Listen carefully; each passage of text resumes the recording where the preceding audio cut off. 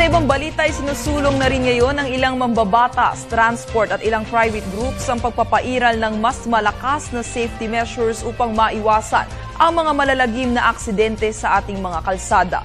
Balitaan mo kami, Noel Perfecto. Karagdagang signages, additional safety campaign posters at daily road safety patrol vehicles, and continuous road safety audit systems ay ilan lamang sa mga nirekomendang safety devices sa kabaan ng Skyway patungong southern portion ng Metro Manila at Calabarzon areas. Ayon kay Engineer Manuel Bonoan, President Executive Officer ng Skyway O&M Corporation, itong ilan sa mga napagkaisahan safety measures ng grupo ng gobyerno at pribadong sektor kaugnay ng pagbibigay proteksyon sa lahat ng mga gumagamit ng Skyway. Bunsod rin ito umano ng 3 aksidente na nangyari sa mataas at malawak na lagusan ng mga sasakyang kamakailan. Matatandaan rin na nauna rito ang aksidente ng bumagsak na Dimples Bus Line.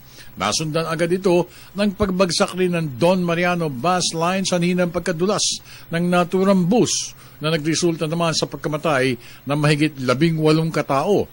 At ang huling aksidente ay ang pagkabundol ng isang sports utility vehicle sa Skyway Coaster. Dito walang naitalang namatay maliban sa driver ng coaster ng Skyway. Ayon kay Engineer Bonoan, mahalagang may patupad kaagad ang mga safety measures upang hindi na maulit pa mga aksidente sa kabaan ng Skyway. The expressway is very well lighted, no?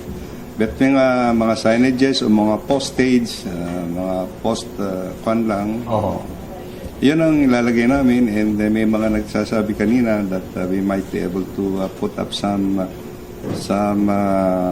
rumble strips somewhere. No? Yeah, In the meantime, our management sa SOMPO, our principals, by the way, has authorized us to purchase several patrol vehicles. So that para we will intensify also the patrolling of the Skyway.